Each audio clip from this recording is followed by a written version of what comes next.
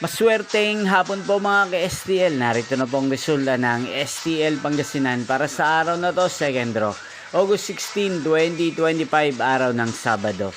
Naway ang mga natayan niyo po mga numero kanina ay manalo nawa ngayong hapong ito, 5 PM. Kaya kunin niyo na po ang inyong mga ticket. Narito na po ang resulta.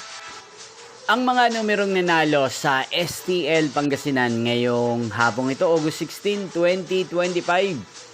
5 PM, second draw. Result 4 at 4 or Pompiang 4. Again, 4 at 4.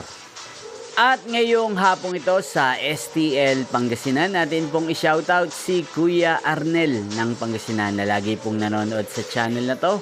Shoutout po sa inyo, sana po ay nasa mabuti kayong kalagayan. Inyo pong napanood ang resulta ng STL Pangasinan sa channel na to, Roderick Hernandez TV. Magkita-kita pong muli tayo mamayang 8:45 PM para sa third draw result ng STL Pangasinan. Thank you for watching.